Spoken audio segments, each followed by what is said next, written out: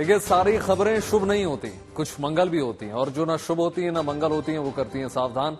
शुभ बताने, मंगल दिखाने और सावधान करने एक बार फिर से हाजिर हूं आपके साथ वैभव राज शुक्ला। और आज हम बात कर रहे हैं सीरिया की, जहां 50 साल से ज्यादा के बशर अल असद शासन का तख्ता पलट हो चुका है और हुकूमत अब विद्रोही गुट के लीडर यानी अबू मोहब्बत अल जुलानी के हाथ में है और बशर अल असद को रूस ने पनाह दे दी है। इस्लामिक समूह हयात तहरीर अल शाम यानी HTS की अगुवाई में विद्रोही गुट ने दमिश्क पर कब्जा करके असद सरकार को तख्ता पलट कर दिया है और अब सीरिया की राजधानी दमिश्क समेत तमाम बड़े शहरों पर हयात तहरीर अल शाम के नेतृत्व वाले विद्रोही गुट का कब्जा है। लेकिन अब सवाल यह उठता है कि क्या सीरिया कई हिस्सों में बंटने जा रहा है? क्या इजराइल और तुर्की मौका देखकर सीरिया के कई टुकड़े कर सकते हैं, या फिर सीरिया में ही मौजूद कई विद्रोही गुटों के बीच टकराव से देश कट जाएगा? क्योंकि देखिए, ईरान ने आरोप यह लगाया है कि इस पूरी साजिश के पीछे तुर्की का हाथ है। वहीं अब भी कई छोटे छोटे विद्रोही गुटों का कब्जा सीरिया के अलग अलग हिस्सों में है। सीरिया में बशर अल असद का दौर खत्म हुआ और हुकूमत विद्रोहियों के हाथ में आ गई।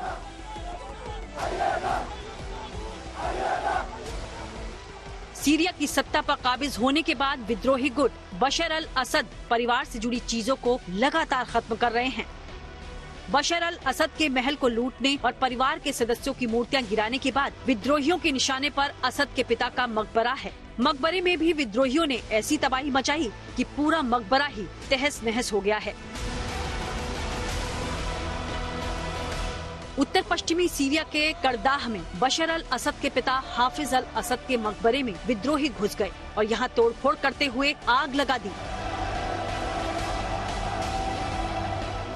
इस जगह पर हाफिज के अलावा असद के परिवार के दूसरे लोगों की कब्र है। सीरिया में बशर अल असद की सरकार का तख्ता पलट हुआ, विद्रोहियों की जीत हुई और अब ऐसे में सवाल उठता है कि क्या सीरिया कई हिस्सों में बंटने जा रहा है?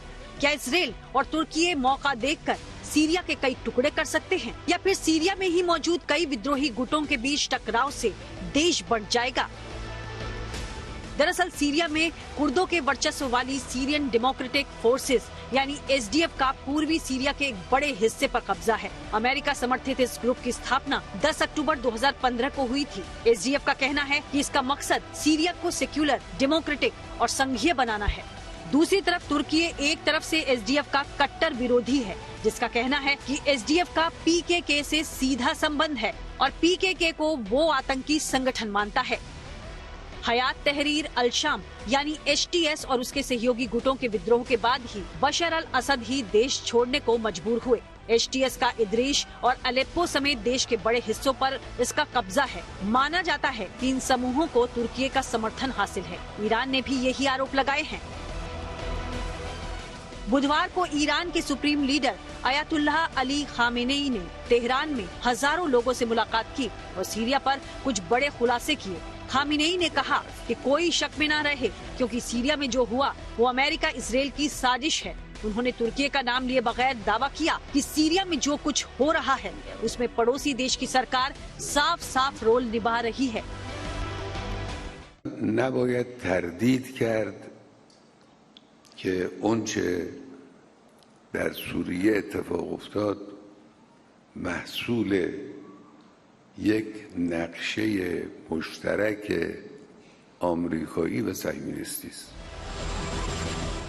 अमेरिका और इजराइल को खामेनेई अपना कट्टर दुश्मन मानते हैं। वो नेतन्याहू की हत्या तक का फतवा जारी कर चुके हैं, लेकिन सीरिया में तख्ता पलट को लेकर उन्हें सबसे बड़ा सदमा तुर्की की भूमिका को लेकर लगा है। ईरान ने बशर का हाथ थामे बैठे अर्दोगन की ये तस्वीर जारी की, जिसमें दोनों की पत्नियां भी हैं। लेकिन इसके साथ खामेनेई का ये बयान भी जारी किया, जिसमें उन्होंने कहा कि दुश्मन पर कभी भरोसा मत करना, क्योंकि उसके चेहरे पर मुस्कान होती है लेकिन वो पीछे छुरा छिपाए रहता है। दरअसल विद्रोही गुट हयात तहरीर अल शाम को तुर्की का खुला समर्थन था और उसने ईरान के करीबी बशर अल असद का तख्ता पलट कर दिया। तुर्की भी सुन्नी देश है और HTS भी सुन्नी मुसलमानों का संगठन है, जबकि ईरान शिया देश है और बशर अल असद भी शिया हैं। समय समय पर ईरान और तुर्की में मुसलमानों का रहनुमा बनने की होड़ लगी रहती है, लेकिन जब बात सीरिया की आई तो तुर्की के राष्ट्रपति एर्दोगन ने बशर की सत्ता को उखाड़ फेंकने में विद्रोहियों का साथ दिया। इसमें कोई शक नहीं कि बशर अल असद के देश छोड़कर भाग खड़े होने के बाद तुर्की का सीरिया में प्रभाव बढ़ गया है। माना जा रहा है कि तुर्की अपनी सीमाओं का विस्तार कर सकता है और सीरिया के कुछ हिस्सों पर कब्जा कर सकता है। हालांकि तुर्की दावा कर रहा है कि वो विपक्षी गुटों से बातचीत कर एक ऐसी सरकार स्थापित करने की कोशिश में है जो सभी गुटों को रिप्रेजेंट कर पाए। तुर्की के इस बढ़ते प्रभाव के दरमियान इजरायल ने सीरिया के सैन्य ठिकानों पर हमला कर दिया है। सिर्फ हवाई हमले ही नहीं बल्कि जमीनी स्तर पर भी इजरायली सेना सीरिया के सीमा के भीतर घुस गई। ये इजरायली सेना की 210वीं डिवीजन के सैनिक हैं जो इजरायल के इलाके में गश्त लगा रहे हैं। इजरायल ने भी कबूल लिया है कि उसके कब्जे वाले गोलान हाइट्स स्थित बफर जोन में उसके सैनिक दाखिल हो गए हैं। इजरायल ने जमीनी हमले के साथ साथ सीरिया पर अब तक की सबसे भीषण बमबारी की है। सीरियाई इलाके में दाखिल हुए इजरायली सैनिकों को यहाँ सैन्य पोस्ट पर रॉकेट मिले। इसके अलावा मोर्टार और लैंडमाइंस का जखीरा भी मिला। इजरायल और सीरिया के बीच 1974 के समझौते के तहत युद्ध विराम था, लेकिन असद के तख्ता पलट के बाद इस समझौते का वजूद भी खत्म हो गया। इस बीच इजरायल अपनी सुरक्षा का हवाला देकर इन इलाकों में दाखिल हो गया। ईरान इसे सीरिया में जमीन हड़पने की चाल के तौर पर देख रहा है। वहीं नेतन्याहू ऐलान कर चुके हैं कि इजरायल गोलान हाइट्स के बफर जोन से अब अपना कब्जा कभी नहीं छोड़ेगा और ये इलाका करीब 400 वर्ग किलोमीटर का है। इस बीच सीरिया के अलग अलग हिस्सों में अब भी कब्जे की जंग छिड़ी है। तुर्की और इजरायल जैसे मुल्क तो मौका तलाश ही रहे हैं, साथ में सीरिया में मौजूद छोटे छोटे दल हालात को और भी मुश्किल बना रहे हैं। पश्चिमी सीरिया के तटवर्ती क्षेत्रों में बशर अल असद समर्थित अलावायत फोर्सेस का कब्जा है। अलावायत फोर्सेस के ईरान, इराक और लेबनान के हिजबुल्लाह ग्रुप से भी मजबूत संबंध है। इन इलाकों को वैसे भी असद समर्थित गुटों का मजबूत गढ़ कहा जा सकता है। उत्तरी सीरिया में सीरियन नेशनल आर्मी का दबदबा है। ये तुर्की का समर्थित विद्रोही समूह है। ये गुट 2011 के विद्रोह के बाद असद की सेना से अलग हो गया था, जिसका बशर अल असद के सुरक्षा बलों के खिलाफ उत्तर पश्चिमी सीरिया में देश के बड़े हिस्से पर कब्जा है। जाहिर है एक तरफ सीरिया के हालात संजीदा हैं, तो दूसरी तरफ उस पर कब्जे की जंग अभी भी चल रही है। इतना तो तय है कि सीरिया के लिए आगे की राह आसान नहीं रहेगी, क्योंकि तुर्की और इजरायल के अलावा छोटे छोटे बगावती धड़े भी सिर उठा सकते हैं। ऐसे में माना जा रहा है कि असद के देश छोड़ने के बाद सीरिया बिखर सकता है। Bureau report, good news today. देखिए, एक तरफ तुर्की और इजराइल जैसे मुल्क हैं जो सीरिया की जमीन पर कब्जा करने का मंसूबा बना रहे हैं, तो दूसरी तरफ मौजूदा हालात सीरिया के बिखरने का इशारा करते हुए नजर आ रहे हैं, क्योंकि ये कह पाना मुश्किल है कि असद सरकार के तख्ता पलट से सीरिया में सब कुछ ठीक हो जाएगा या फिर सीरिया में अफगानिस्तान की तरह एक नए संघर्ष की शुरुआत होगी। दरअसल बीते कई दशकों से सीरिया के संघर्ष को देखकर अफगानिस्तान की गृह युद्ध और तालिबान की वापसी की यादें जहन में ताजा हो जाती हैं। पहले 13 साल का गृह युद्ध, फिर 13 दिन में सब कुछ खत्म हो जाना कुछ वैसी ही तस्वीर दिखा रहा है। तो क्या वाकई सीरिया पश्चिम एशिया का अफगानिस्तान बनने पर है? क्या असद सरकार के तख्ता पलट से सीरिया में सब कुछ ठीक हो जाएगा?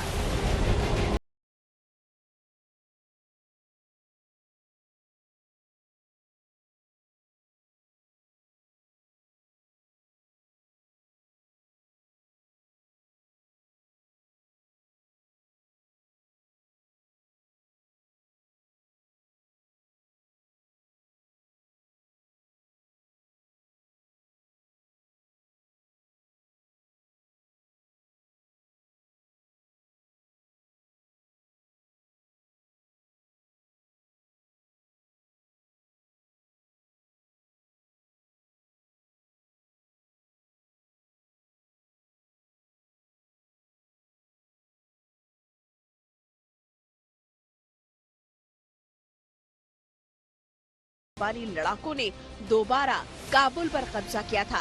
करीब 2 दशक के इंतजार के बाद अफगानिस्तान की सत्ता में तालिबान की वापसी हुई थी और अमेरिकी सेना अफगानिस्तान से वापस लौट रही थी। उससे पहले अफगानिस्तान के तत्कालीन राष्ट्रपति अशरफ गनी भी देश छोड़कर निकल गए थे।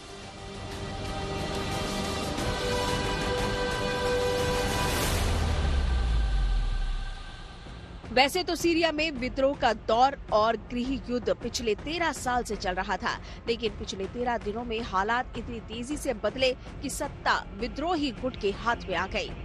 13 साल के गृह युद्ध के बाद सीरिया के विपक्षी मिलिशिया को राष्ट्रपति बशर अल असद की सत्ता पर पकड़ ढीली करने का मौका मिला। माना जा रहा है कि लगभग 6 महीने पहले इस तख्ता पलट की पूरी तैयारी कर ली गई थी।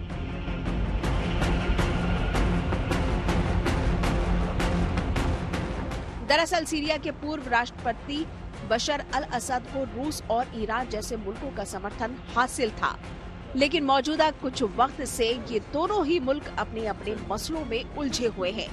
रूस 33 महीने से यूक्रेन के खिलाफ युद्ध लड़ रहा है,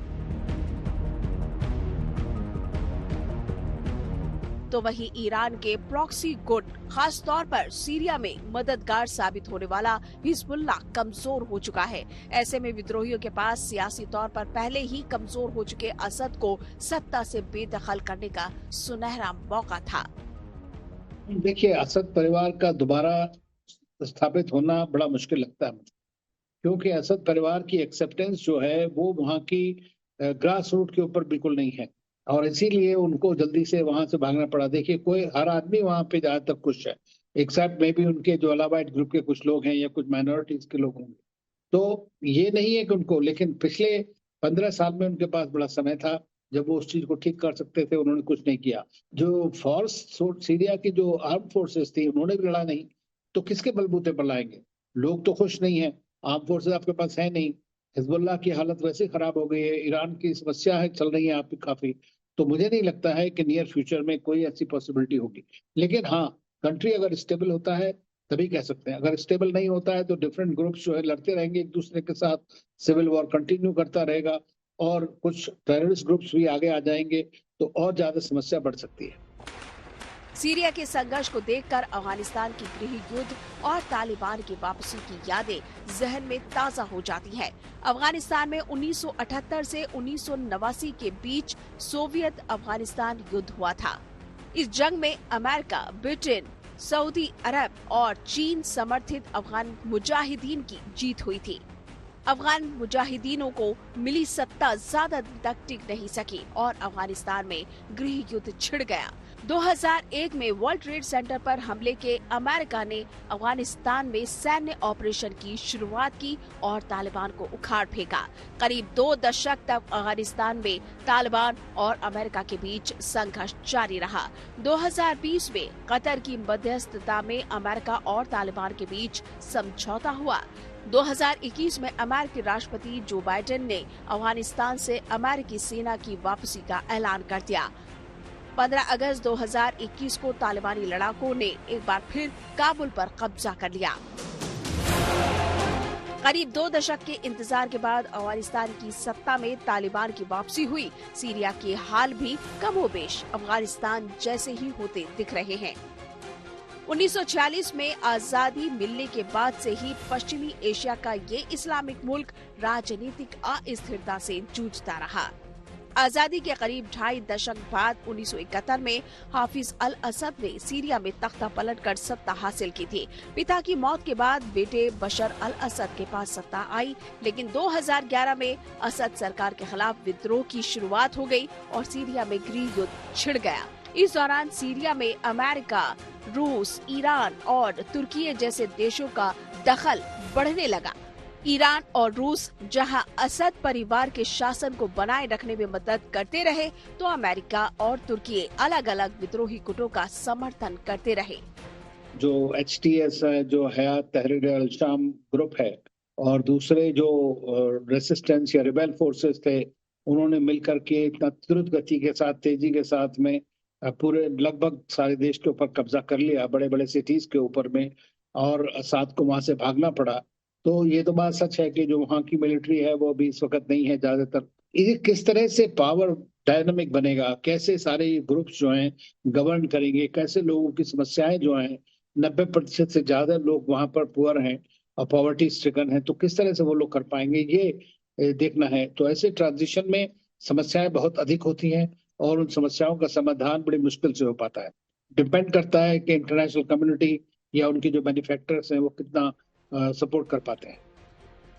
50 साल का असद परिवार का शासन 13 दिनों में बिखर चुका है। अब सीरिया की राजधानी दमिश्क समेत तमाम बड़े शहरों पर हयात तहरीर अल शाम के नेतृत्व वाले विद्रोही गुट का कब्जा है। ये वही गुट है जिसका सरगना अबू मोहम्मद अल जोलानी का बगदादी से गहरा रिश्ता रहा है। अबू मोहम्मद अल जोलानी मूल रूप से ISIS का हिस्सा था। उसे 2016 तक सीरिया में अल कायदा की परछाई माना जाता था। वो 2011 में सीरिया में अल नुसरा फ्रंट के नेता के रूप में उभरा, जिसे बगदादी ने सीरिया में अल कायदा की शाखा के तौर पर स्थापित किया था।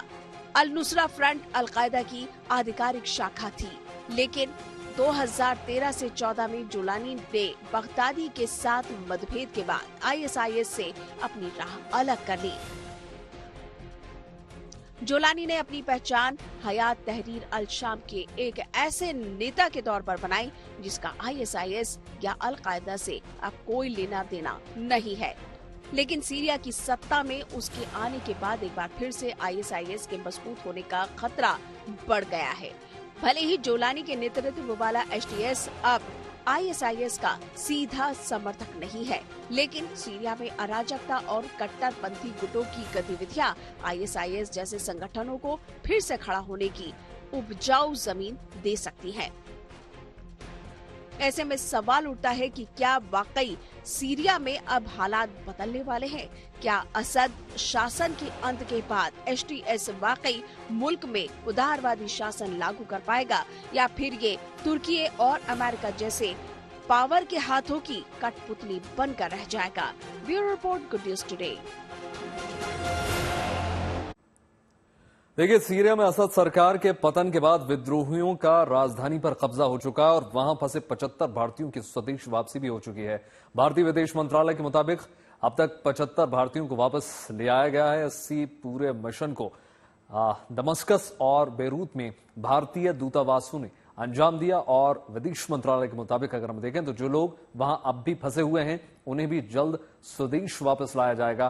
सीरिया से भारत लौटे गाजियाबाद के रहने वाले रवि भूषण ने वहां के खौफनाक मंजर का आंखों देखा हाल सुनाया। उन्होंने अपने बचाव और रेस्क्यू के लिए भारत सरकार और दूतावास का धन्यवाद भी दिया। Government of India has started a rescue operation and we are the first team who rescued from the Syria. And the best part is that they contacted each and everyone. Continuously they were asking about them, that whether you are okay or not okay. They were even motivating them. The Syrian embassy people, after every 1 hour they are sending the messages. They were updating when and what they are going to do, when they are going to do this rescue operation. They were arranging, like if somebody is facing any problem regarding food or anything, they arrange those ones. So that was like you are in your own country, how they treat us.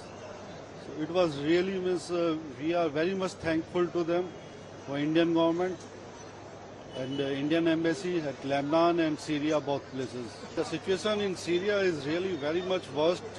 It's a really panic situation there. People are firing in the open road. They are just firing, bombarding, they are looting the banks, they damage the airport completely. They are almost damaging all the vehicles which are parked in the hotels and everywhere. So the situation is not good there. It's very much panic situation there. So I would say that in coming few days, situation is going to be more worse there. तो फिलहाल इस खास कार्यक्रम में इतना ही। देश और दुनिया की तमाम पॉजिटिव खबरों के लिए जुड़े रहिए गुड न्यूज टुडे के साथ। नमस्कार।